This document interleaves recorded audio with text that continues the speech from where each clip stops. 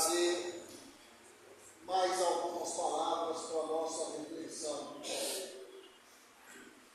Marcelo hoje vai abordar a questão das nossas esperanças em tempos de transição planetária. Todos nós sabemos que estamos atravessando esse período e as nossas esperanças sempre constituem alicerce para que possamos atravessar tão turbulento momento. Precisamos das esperanças e sólidas, claro. Com vontade, Marcelo.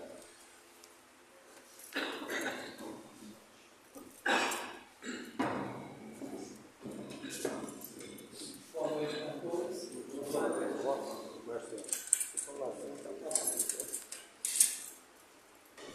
Bom, eu falei aqui com o Márcio, de comentar com vocês a respeito dessa esperança que a gente deve materializar em tempos de transição planetária. Tempos de transição planetária não são tempos de calmaria, são tempos de tribulações, de preocupações. Isso já foi deixado, inclusive, nas escrituras sagradas de várias culturas, inclusive na cultura cristã, no Novo Testamento, no Apocalipse, uma revelação de João.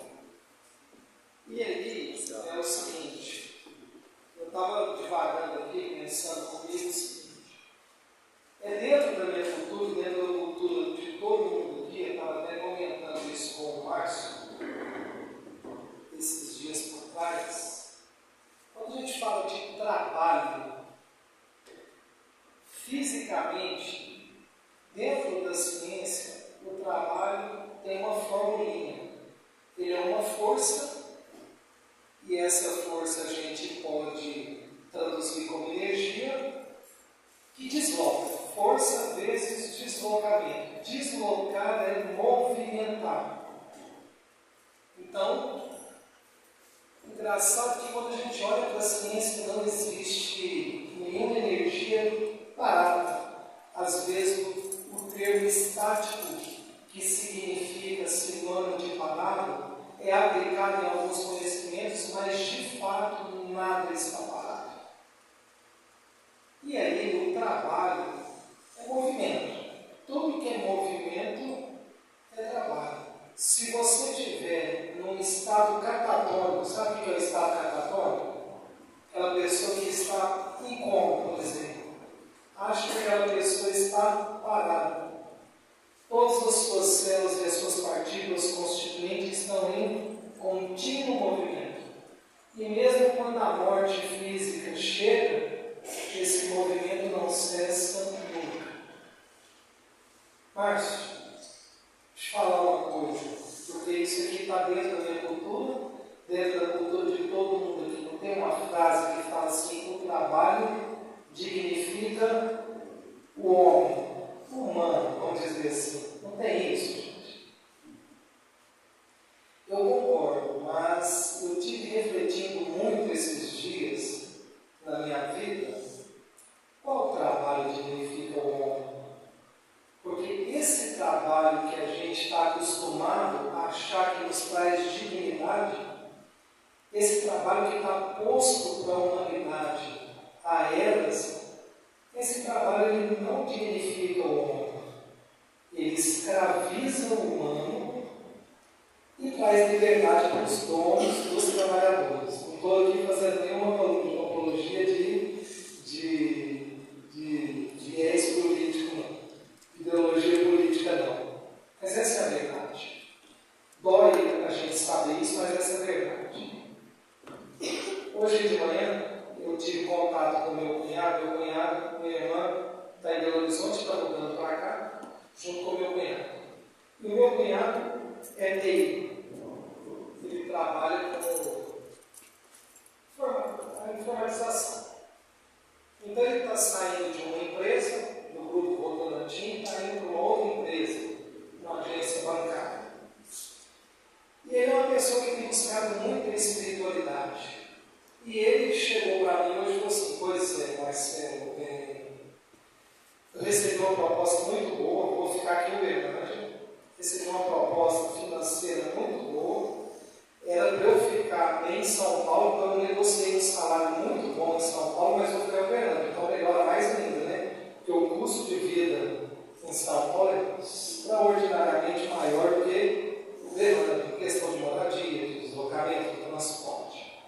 Mas aí ele tem buscado muita espiritualidade e falou, pois é, mas o meu serviço é o seguinte, eu estou fazendo a automatização de sistemas. Então eu chego lá na empresa, ganho aquela grana, a hora que eu implanto a automatização daquele sistema, aonde aquela empresa contratava 10 funcionários, agora dispensa 5. Ele dizia isso, cara. Assim, olha o paradoxo, né? Estou achando bom de ter empregado, mas o que eu estou fazendo vai tirar o emprego de outros. Eu comecei a conversar com ele no seguinte sentido. Hoje eu consegui ter um tempinho livre de manhã para atender lá no meu. Eu sou dentista, eu estava com ele lá no meu consultório. E hoje de manhã era para eu estar em Uberaba dando aula, mas como hoje é aniversário de Uberaba, feriado local, então eu fui dispensado das aulas. Né? Em compensação, se Deus me permitir chegar em 31 de agosto, que é aniversário de Uberaba, que cai na segunda-feira, eu estou trabalhando, tem que levantar de madrugada para ir dar aula em Uberaba. Tudo assim. Aí eu conversando com o Leonardo, dizendo o seguinte, Leonardo, vamos pensar na época que começaram a automatizar os campos de trabalho. Ainda estou com 52 ou 53 anos, então eu lembro muito dos boyfriends, trabalhadores braçais de cortar cana. Então as máquinas tiraram o emprego dessas pessoas, sim ou não? Mas vocês hoje gostariam de ter alguém, um parente seu, trabalhando com boyfriend? Nos riscos que esse trabalho traz? Não. No começo teve problema, lógico. Mas depois, outros trabalhos surgiram. E quando a gente fala, por exemplo, das mudanças que vêm acontecendo no mundo, guerras, eu nunca deixo de existir, desde que eu me entendo por gente nessa polaridade, ou nessa persona chamada Marcelo, tem guerra. Nunca deixa de ter guerra.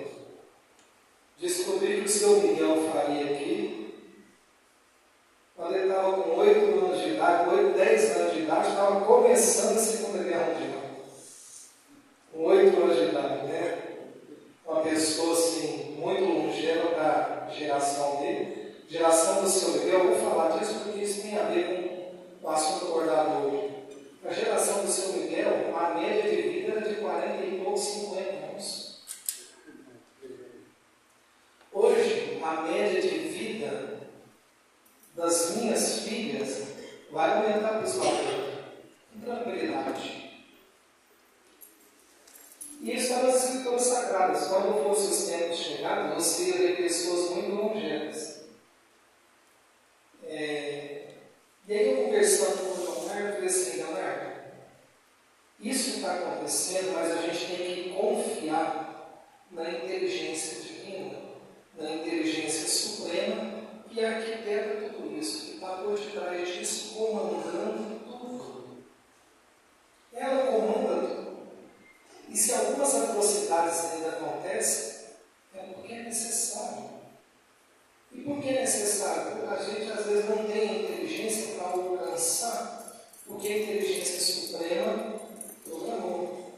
Mas nós temos que ter a fé de confiar e acreditar na vitória do bem. E a vitória do bem é a vitória do bem em cima do mal, não em cima da maldade, não em cima do maldoso da maldosa, mas em cima da maldade. Porque o maldoso ou a maldosa são nossos irmãos, são filhos de Deus, são tão amados por Deus quanto os bondosos e as bondosas. Mas acontece que os bondosos e as bondosas já foram maldosos e bondosas no passado. Então aqui o problema é em cima da ação. E aí eu acho que está tudo certo. Todo mundo tem ouvido falar da tal da IA, da inteligência artificial. Vamos pensar assim para quem é mais antigo aqui. O trator é uma tecnologia. É uma inteligência artificial, sim. Artificial porque é criado pelo homem. Imagine um trator desgovernado. Pode fazer estrago, pode. Mas aí se alguém for lá e desligar, ele deixa de fazer o estrago e pode ligar de novo e colocar ele para funcionar do jeito que deve. Então está criando um punhado de robô aí, não é isso? William Rose que está criando, os chineses, agora fez uma demonstração dos chineses, o pessoal ficou até assustado, não? Colocaram um punhado de robô lutando com o fogo, assim, o mais fraco lá estava de 10 por segundo, né? E não sente dor, não cansa, não morre, mas também nós não morremos. E a IA está conseguindo ter autonomia, ou seja, usar praticamente 100% da sua capacidade para ser autônomo, né? E foi criado por nós que mal usamos 10% da nossa ID, inteligência divina. Assim como nós nunca vamos alcançar Deus, as IAs nunca vão alcançar a condição espiritual. Aí eu digo o seguinte: com todas essas tecnologias, eu vou dizer uma coisa para vocês. É um pouquinho, como o Márcio disse aqui, é uma aula. Eu sou da área de química, mas eu me atrevi um pouquinho na área da biologia. Nós somos indivíduos formados por células, sim ou não? Quando você olha para o seu Miguel e olha para mim, a aparência dele está mais velha que a minha, sim ou não? Eu posso, às vezes, ser mais velho que ele, menos espiritualmente falando, mas a vestimenta dele está mais velha que a minha. Vocês sabem por quê? As células envelhecem, o espírito não envelhece, ele amadurece. E às vezes ele está preso numa roupa e essa roupa pode limitá-lo. Ele terá alguns problemas de não conseguir manifestar sua inteligência espiritual por causa das demências que vai dificultando usar o cérebro para poder manifestar, porque ele vai envelhecendo. Vocês sabem por que as nossas células envelhecem? Eu vou falar isso com vocês porque é uma coisa que foi não descoberta agora, mas foi revelado para nós um estudo que já vem acontecendo há muito tempo. Na Universidade de Osaka, no Japão, os cientistas descobriram uma coisa que vai, dentro de um curto espaço de tempo, possibilitar o ser humano viver pelo menos 250 anos. E quando eu falo isso para vocês, eu não estou falando uma coisa a curto e médio prazo, não. Já é imediato. É coisa assim da geração que vier daqui para frente.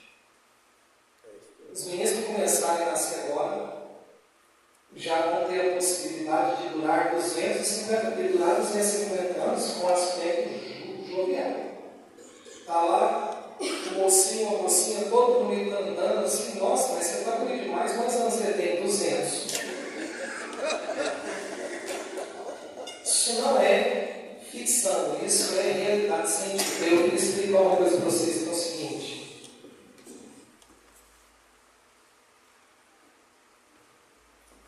as nossas células, elas sofrem divisão, multiplicação, ou seja, elas se reproduzem, igual nós reproduzimos. Como que eu posso garantir a minha essência? Como que o Sr. Miguel garante a essência dele? Através de você, e depois você através dos seus filhos, dos seus netos, dos descendentes. Eu não sei se vocês sabem, mas nós somos em torno de 100 trilhões de células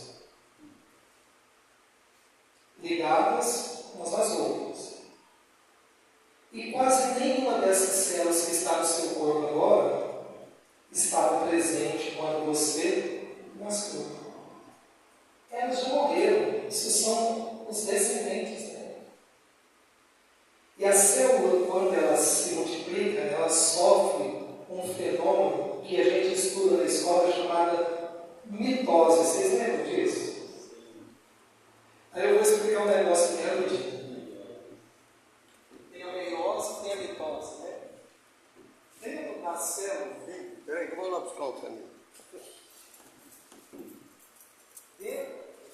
a célula tem uma estrutura que eu vou fazer o desenho aqui, só para você entender de forma didática.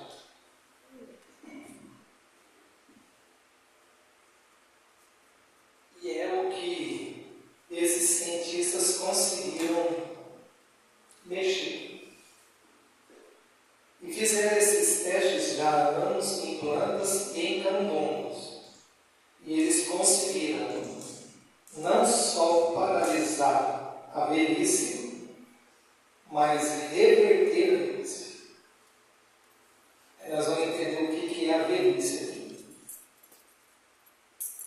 Então, nas células, no interior das células, a gente tem uma estrutura que são chamadas de telômeros. Esses telômeros é responsável pela divisão celular, pela mitose. Vou fazer o desenho.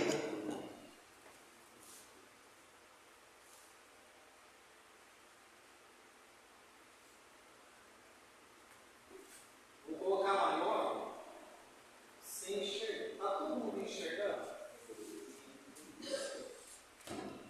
Pensa como se esses telômeros fossem um cadarço de tênis. Aí o cadarço de tênis, lembra que a pontinha é mais durinha? Então imagina que isso aí é um retrato de uma célula que vai reproduzir. E ela vai usar esses telômeros para produzir os seus filhos. Só que quando ela vai produzir, eu vou fazer um parêntese, que é onde ela copia uma parte dela para gerar o seu filho.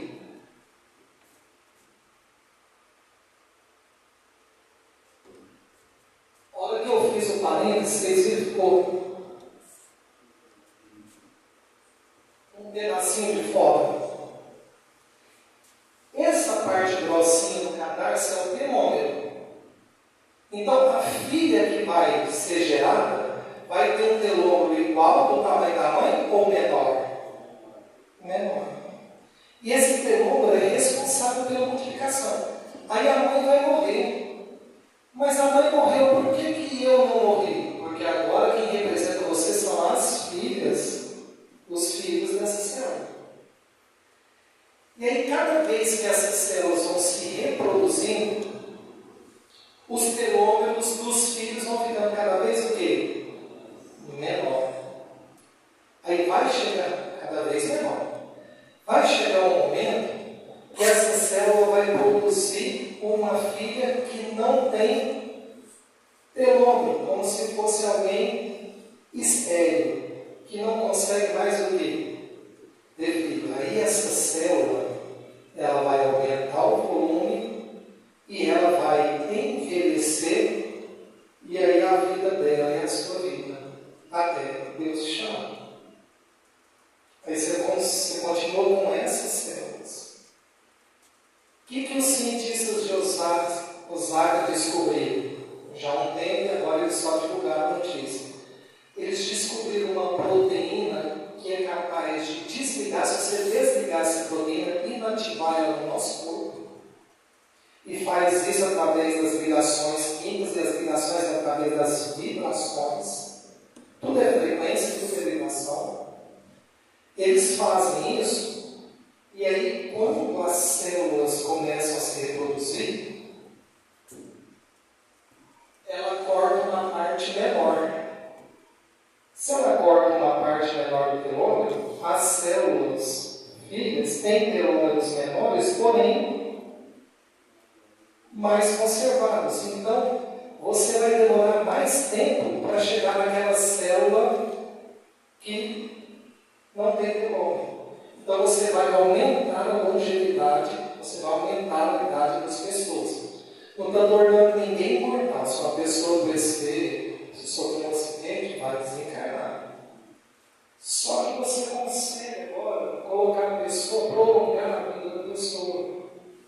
Porque ela consegue ter células que se multiplicam por mais tempo. Agora eu vou mostrar uma coisa que é um paradoxo. Porque tudo isso deve ser feito com muito rigor, com muita cautela. Imagine, se a gente, não sei se vocês já viram um filme chamado Todo-Poderoso, com Morgan Freeman e Jim Carrey. Nesse filme, o Morgan Freeman, que era Deus, ele chega e fala assim, o Jim Carrey, que é um ator comediante, fala assim, já que você reclama demais, eu quero que você fique no meu lugar. Então vamos lá, agora você vai ser Deus. Vamos lá. E aí, na hora que ele vai ser Deus, tudo que as pessoas pedem para Deus, ele o quê? Ele faz. Quem aqui nunca pediu para ganhar na senha? Então todo mundo pede para Deus ganhar na senha, não pede? Aí todo mundo ganha, nada, porque todo mundo ganhou, vai dividir o prêmio com todo mundo, é sentado, quase que tem que tirar do bolso para pagar. A hora que ele vai lá levar o bilhete, né? Então vamos supor que eu fosse brincar de Deus, porque nós somos deuses também, quando ele nos, Jesus disse isso, e que eu pudesse regenerar um telão, colocar uma célula,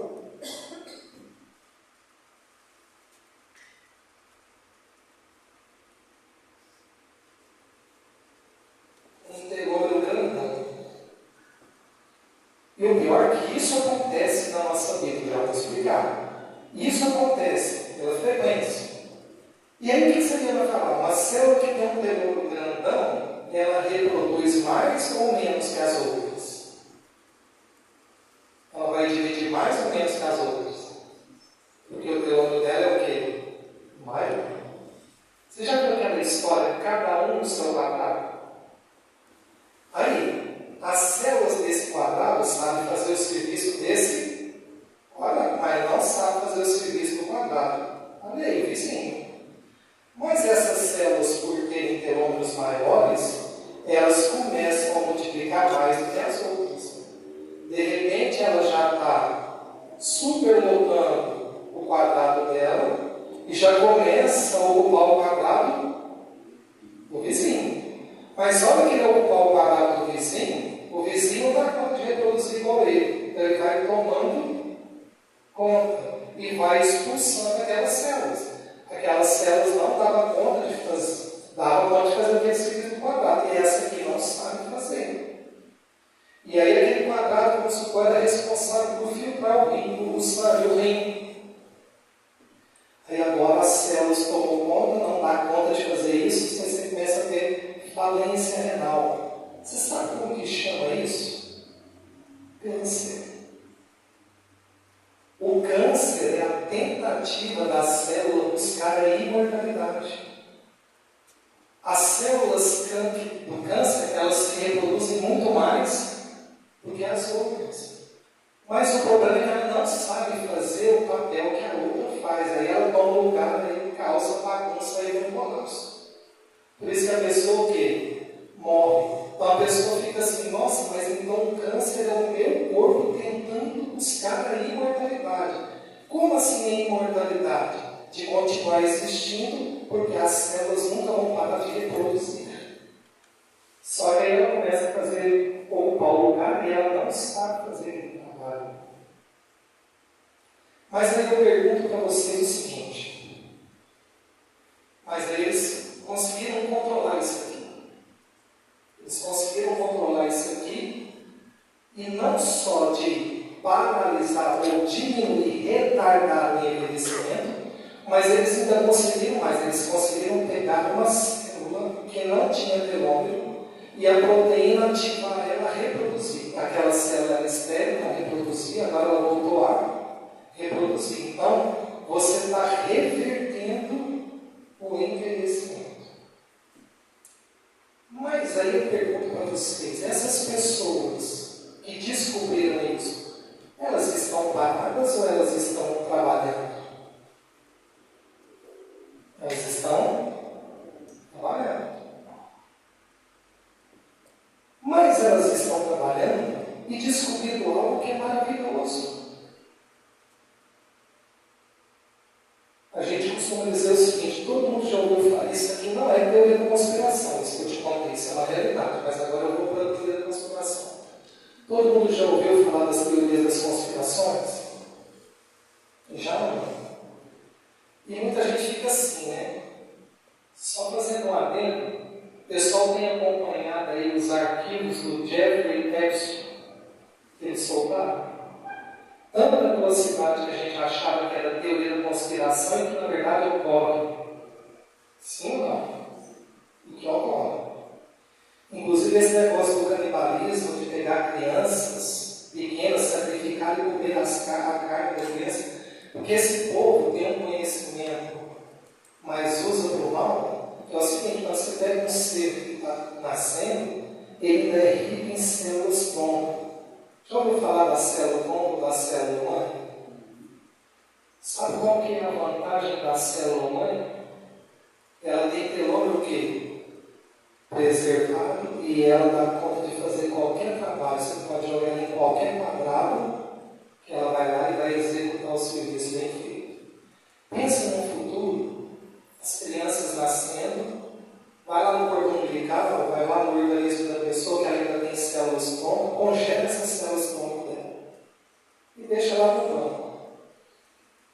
Aí a pessoa está vivendo a vida dela. Lá para os 80 anos, por algum fator medicamentoso, ou de hábitos alimentares, ou outros fatores, essa pessoa desenvolveu uma cirrose. E aí o fígado dela, o quê? Foi destruído. Vai lá no banco de dados, pega a célula tronco, implanta na região do fígado, e ela vai virar de novo o quê? Um fígado, e o índice de rejeição é zero, que é dela. Já existe essa tecnologia dela virar o fígado? Não, mas já existe a tecnologia de usar células tronco há muito tempo. E todo mundo que nasceu depois dessa tecnologia tem as suas células troncos congeladas? Por quê? Se o nosso sistema, do jeito que está hoje, continuar, isso aqui é uma realidade para poucas pessoas. Só para quem tiver o quê?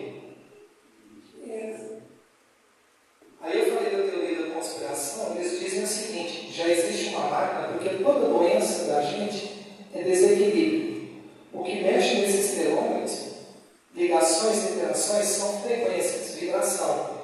Diz que já existe uma máquina aqui, que você entra nela. Isso é teoria da conspiração, estou só contando a história para vocês. E que qualquer doença que você tiver um tumor de pulmão, você vai ficar alguns minutos naquela máquina lá, aquela máquina vai jogar uma frequência para anular a frequência do tumor e você sai sem o tumor. Mas por que isso aí não é acessível a todos? A teoria da conspiração diz que isso é acessível só para aqueles que são os donos dos trabalhadores. Os donos mesmo. Aí tem uma história, já ouviram falar da família Rockefeller? Estou falando aqui, mas o que eu estou falando aqui não é novidade para quase ninguém. Se esse senhor Rockefeller, quando ele tinha seus 40 e poucos anos de idade, ele estava com uma doença terminal, aí ele, ao turismo, segundo a história, não posso julgar, ele pegou a fortuna dele, que ele era rico, petróleo, e decidiu bancar o estudo, as universidades, as farmácias e as medicinas da vida. Só que ao invés da medicina e da farmácia curar, a medicina e a farmácia prolonga a doença. Está vendo? Diz que o próprio Rockefeller, que estava com meses de vida, 40 e poucos anos, desencarnou com quase 100. Provavelmente a cura não deve ter sido da medicina financiada por ele. Deve ser alguma coisa por detrás que a gente já teve acesso e hoje não tem mais. Então, se o sistema ele não for modificado, todo esse conhecimento aqui, que é trabalho, não vai ser acessível às pessoas. Eu estava até comentando com o meu cunhado hoje de manhã, o Leonardo, e disse: Leonardo, e aí, de repente as máquinas estão indo, então para que servem as máquinas? Depois que tudo que tiver que acontecer, e a gente conseguir vencer esse obstáculo, pronto, as máquinas estão aí para fazer os trabalhos por nós. Porque aí nós vamos fazer um verdadeiro trabalho que vai dignificar está sempre na busca do conhecimento e ascensão para a própria essência divina, para a própria essência espiritual. O trabalho da ação não somos nós que temos que fazer mesmo, não. Quem tem que fazer o trabalho da ação são as máquinas. Você pega, por exemplo, um mestre de obra. O senhor que construiu minha casa é um mestre de obra assim que a gente não acha. Faz de tudo com uma perfeição. Eu lembro quando ele estava lá na minha casa, construí ali 2 etapas, quando a gente estava no finalzinho da etapa lá no fundo, ele já com seus 60 e tantos anos, quase 70, e ele estava em cima do telhado, assim, colocando a renda, de repente ele disse: eu estava perto. Só que ele é tão. Não era a hora dele, a espiritualidade ajudou, a experiência dele. Ele é tão assim, esperto que ele caiu, ele soube cair, como se fosse um dublê. Ele soube cair, ele caiu em pé, ele não machucou, ele esfolou o braço porque ele apoiou uma tábua. Mas ele podia ter tido um acidente seríssimo. Uma pessoa que eu tenho amizade com ele pro resto da minha eternidade. E eu ficaria com a minha consciência pesada se ele tivesse machucado ali e imitado ele depois. Então, não é ele que tem que fazer esse serviço, tem que fazer esse. Já que nós estamos vendo robô, vou fazer. Se o robô cair, não vai machucar se estragar com certo robô. Então, é a questão da tecnologia, da forma como a gente usa ela. A enxada é uma tecnologia, não é? A enxada é uma tecnologia. A tecnologia por si só não tem problema nenhum. Ela é uma ferramenta. Mal usada, você pode sentar na cabeça de alguém e matar. Você pode usar para limpar um terreno, ao invés de fazer com a mão. Não é assim? Então, assim como tem a enxada, tem outras tecnologias mais avançadas, que são esses robôs agora, e que provavelmente a sabedoria divina vai usar essas máquinas que nós mesmos estamos criando para colocar a nosso serviço, para que a matéria não nos escravize enquanto almas. Não é porque quando a gente estava conversando, né, você falou assim: você falou para mim, vou para a sala de aula, vou dar aula, não vou mexer em coordenação, a vida inteira mexendo com coordenação. Aí você pensa, né, vem aquele negócio: nossa Senhora, eu preciso fazer alguma coisa, eu vou parar. É o que eu te falei, Deus está te libertando. Deus está te libertando. Porque o trabalho divino fica a alma, mas não é esse tipo de trabalho imposto por um modelo que já está corrompido há muito tempo. Então, para ver as mudanças, um sistema antigo tem que instalar. E outro tem que ser construído.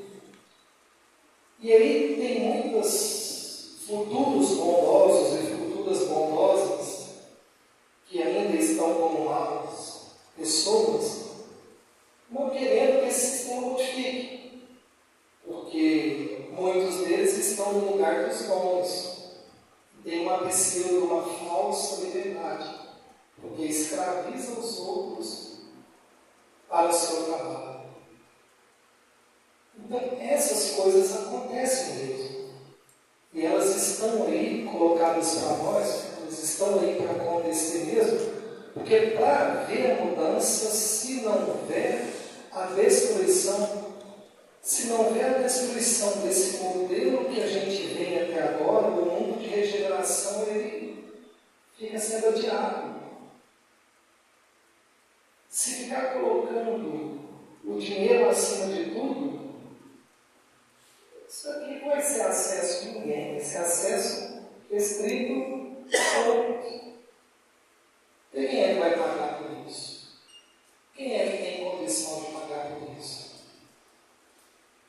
Com certeza, quem consegue pagar por isso não é através do trabalho que a gente cresceu na nossa cultura, falando que dignifica, porque esse trabalho que a gente cresceu falando que dignifica o homem humano, não da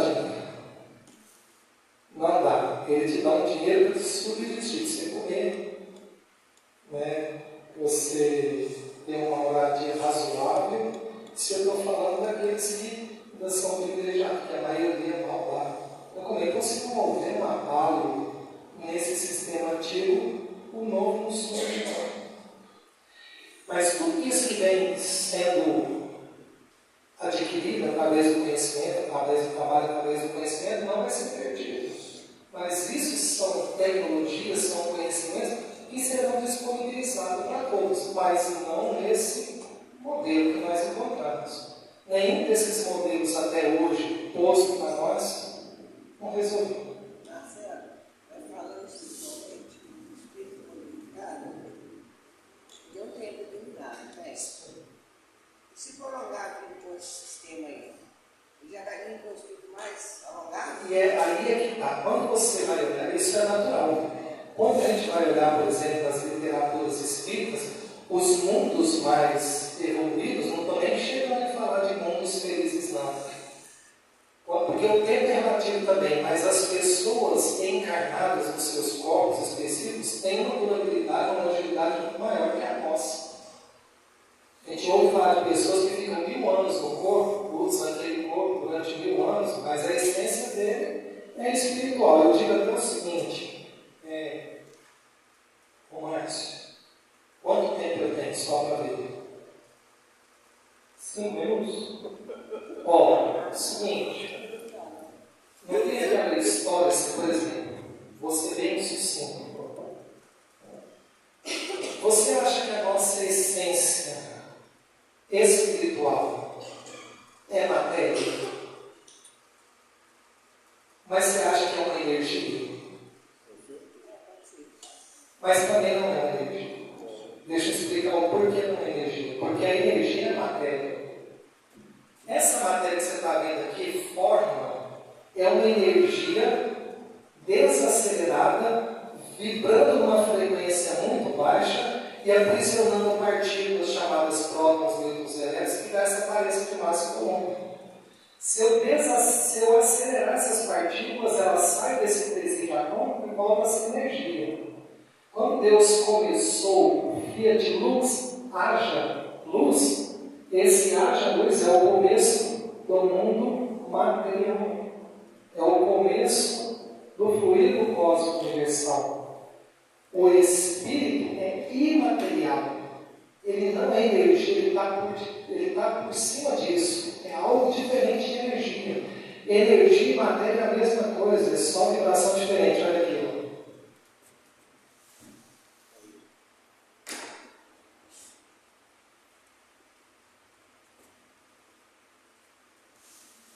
Esse C aqui é a representação da velocidade da luz, 300 mil quilômetros por segundo. M de matéria, E de energia. Esse sinal é de igualdade. O Einstein, quando ele tinha 17 anos, em 1891, né? Quando seu Miguel nasceu, ele estava com 40 anos, 39. Ele já era mais velho, ele tinha 17 anos nessa época. Ele estabeleceu uma relação de igualdade. Ele falou o seguinte: se você pegar isso aqui e acelerar, ele vira energia pura. Se você desacelerar a energia pura, ele volta a ser isso aqui. A maior parte da matéria do universo está na forma de energia. 4% desacelerou, aglutinou e virou corpos sólidos, líquidos e gasosos, onde Deus introduziu o princípio inteligente. O princípio inteligente evolui para o espírito. É imaterial. A energia, ela se propaga no espaço a 300 mil quilômetros por segundo. Parece uma velocidade alta, não parece?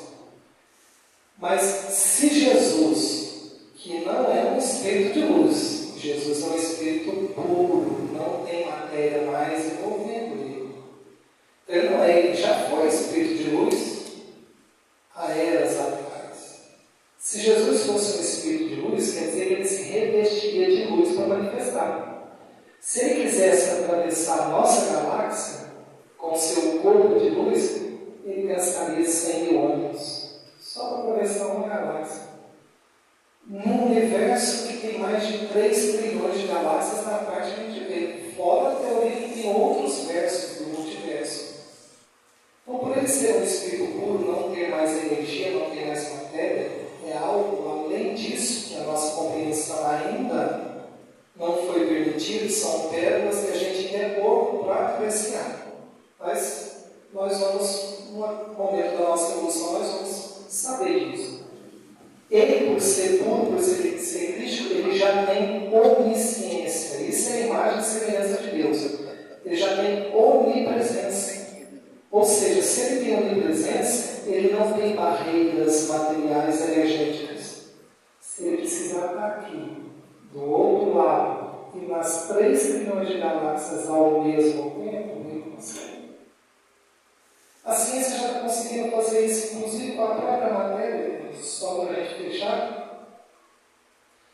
O povo antigo aprende assim, né? Que 2 corpos atômicos, materiais, não ocupam 2 lugares no espaço ao mesmo tempo. Isso é chamado de princípio da impenetrabilidade.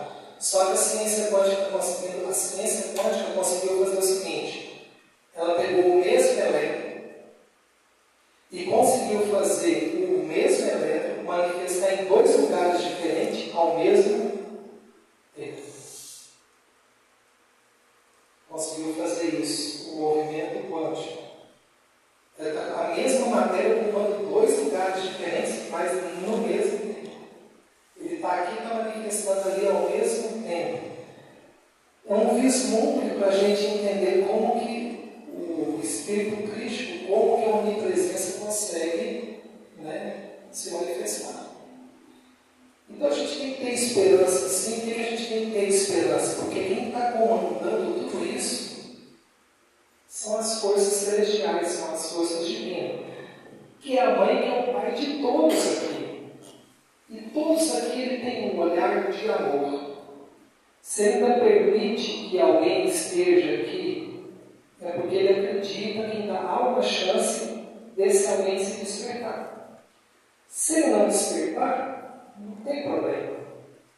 Vou pegar ele nessa escola e vou passar para outra escola coerente com frequência para a vibração dele. Mas ele não está condenado para a eternidade.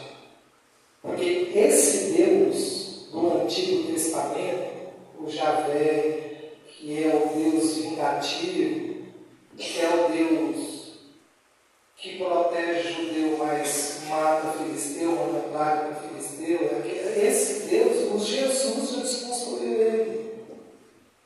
Não existe esse Deus. Se a gente parar para pensar, é até errado. Já você estava assistindo um jogo de futebol, aí o seu time ganha. Aí muita gente fala o quê? Graças a Deus. Então foi Deus responsável pelo aquele time de futebol seu ganhar, tem que perder. Não são filhos dele também? Sobre o mesmo olhar amoroso, pelo Deus não tem nada a ver com isso. Certo? Então nós temos que confiar. Porque todas essas mudanças, o que é essa turma aí que criaram? São os donos do jogo perdendo o controle do jogo. E é por isso que eles estão fazendo isso. Porque nesse sistema que eles controlam e usam para escravizar a gente e criam uma ideologia que o trabalho dignifica, eles estão perdendo força.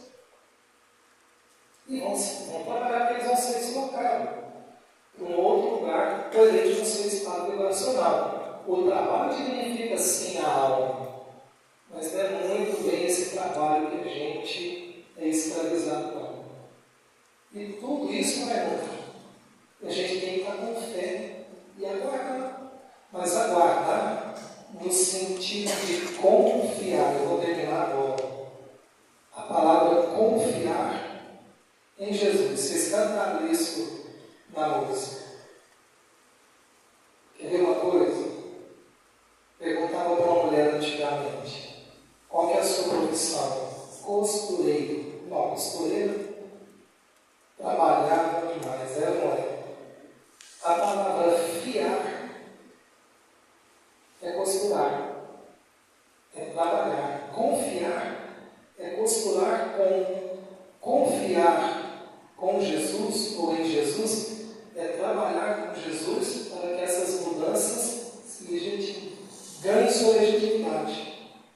Então nós também somos seres ativos da criação. Não existe facilidade, não existe nada estático, tudo está em movimento. Então nós temos que fazer a nossa parte mesmo.